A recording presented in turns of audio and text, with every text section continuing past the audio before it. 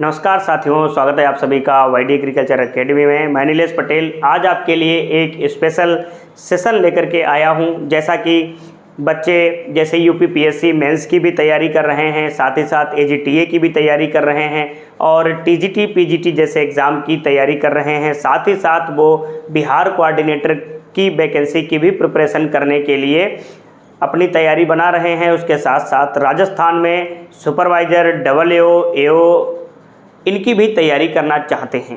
तो हम ऐसे बच्चे जो हमारे पास काफ़ी दिनों से मैसेज कर रहे थे कि सर एक वीडियो टाइम मैनेजमेंट के ऊपर आप बना दीजिए, कि सर मेरा टाइम मैनेजमेंट नहीं हो रहा है, मैं किस हिसाब से पढ़ाई करूं।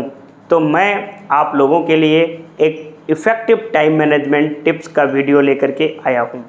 कि मानते हैं कि हम लोग तैयारी करते हैं, तो जब तैयारी करते हैं तो हमारे सिर पे बस एक ही भूत सवार रहता है कि कैसे भी करके हमें सफलता मिले। क्या मिले?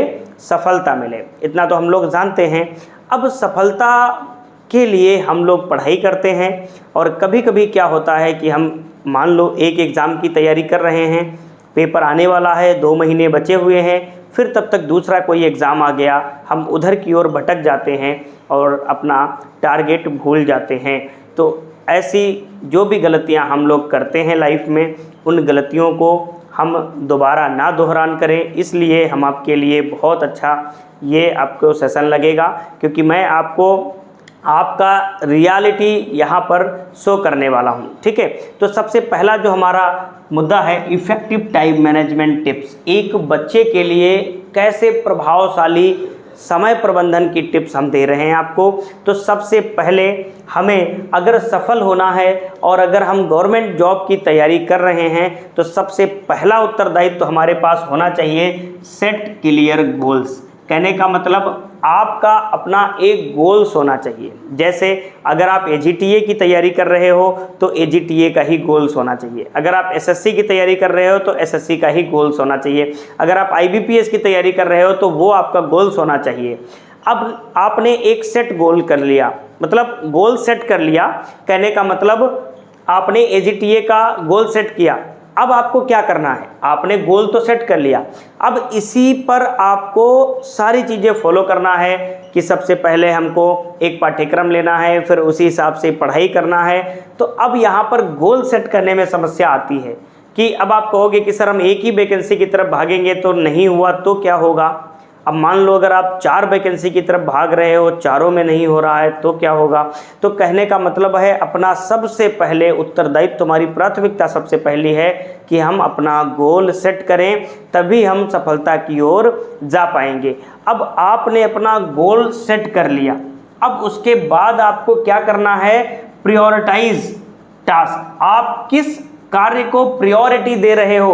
आपने अपना गोल सेट कर लिया, अब आप प्रायोरिटी किसको दे रहे हो? तो सबसे पहला मान लो अगर किसी एग्जाम की तैयारी कर रहे हो तो फर्स्ट प्रायोरिटी आपको देना चाहिए किस पर? सिलेबस पर देना चाहिए। फर्स्ट प्रायोरिटी आपको किस पर देना चाहिए? सिलेबस पर पहली प्रायोरिटी देना चाहिए कि साहब पूरा सिलेबस तो हम पहले पढ़ लें उस जॉब का जो पूछा जाएगा। ठीक है, तो हमारा प्रायोरिटी सबसे पहले सिलेबस पर, फिर हम क्या देते हैं? Sectional mock.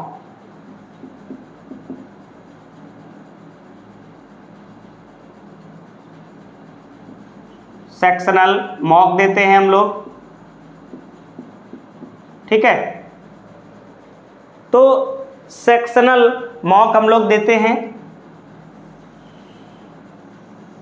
अब सेक्शनल मॉक के बाद हम लोग फुल मॉक देते हैं, फुल मॉक टेस्ट।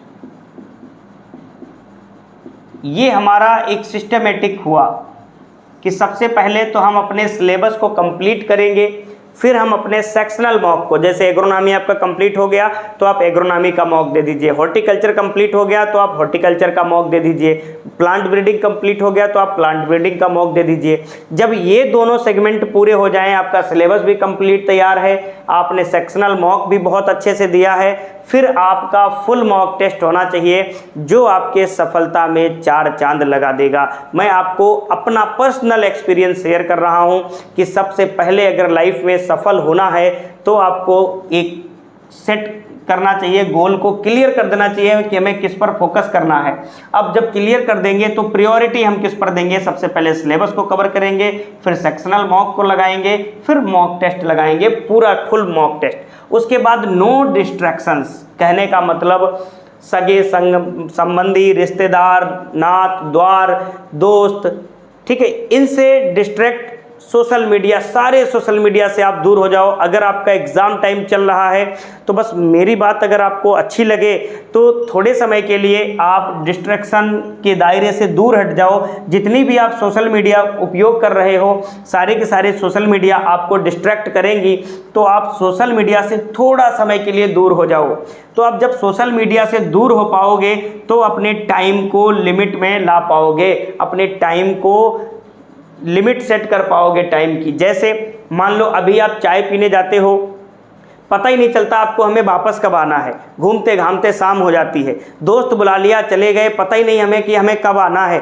हमें अपना टाइम लिमिट सेट करना है कि अगर हम चाय पीने जाना है तो 10 मिनट ही लगने चाहिए, अगर दोस्त के पास जा रहे हैं तो जितना टाइम लगना चाहिए उतना ही टाइम दो, फालतू का टाइम नहीं बर्बाद करना है। यही यहाँ पर सिखाया जा रहा है, सेट टाइम लिमिट। अगर आप टाइम का लिमिट करना सीख गए तो आप अपने अधूरे कार्य को पूर्ण करने में बहुत जल्द ही सफलता हासिल कर लेंगे।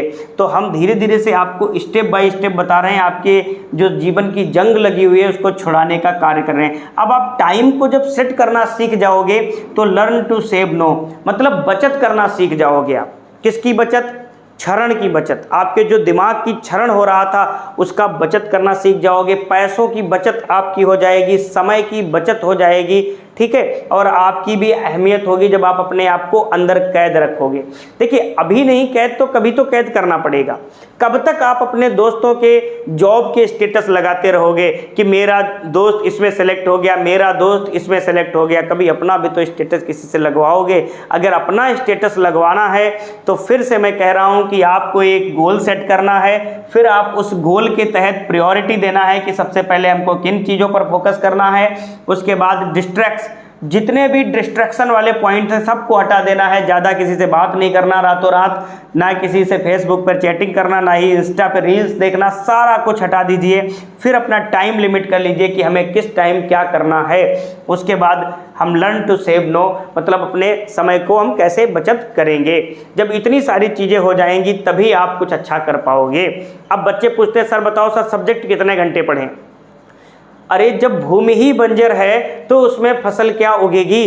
पहले अपनी भूमि को उर्वर बनाओ, लैंड को फर्टाइल करो, फिर आपका प्रोडक्शन आएगा। कहने का मतलब आपके अंदर जो इन चीज़ों का जंग लगा हुआ था, पहले इन चीज़ों को फॉलो करो। जब इन चीज़ों को आप फॉलो कर लोगे तब मैं आपको बता दूंगा कि किस सब्जेक्ट को कितना टाइम देना है।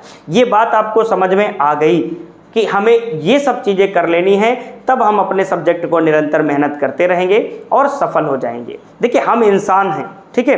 कई लोग कहते हैं कि जो इंसान होता है वो सबसे समझदार होता है, बिल्कुल बात है। और मनुष्य योनि सर्वश्रेष्ठ योनि, बहुत लोग हमारे ज्ञाता लोग कहते हैं, बिल्कुल बात सही है। और एक जानवर की बात करते हैं और एक मनुष्य की बात करते हैं, दोनों में तुलना करते हैं, ठीक है।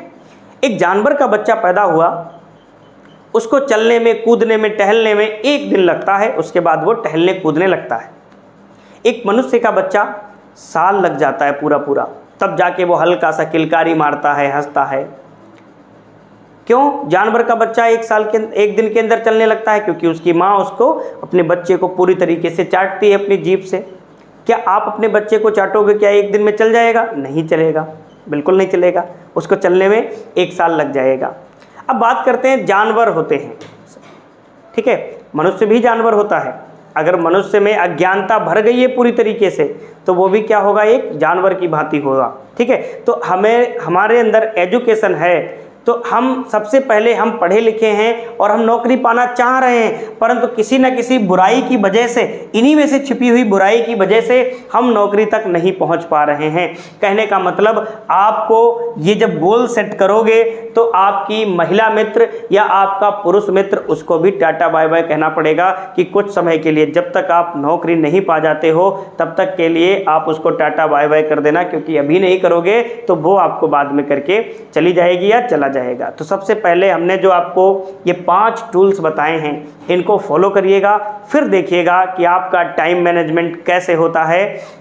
आज का सेशन यहीं पर हम समाप्त करते हैं, मिलेंगे अगले सेशन में, फिर बताएंगे कि कौन से सब्जेक्ट पर कैसे प्रहार करना है। सर्वप्रथम आपको इस पर एक बार नज़र डालना है, फिर हम आगे आप बताते हैं। इसको नज़रअंदाज बिल्कुल नहीं करना है, ठीक है।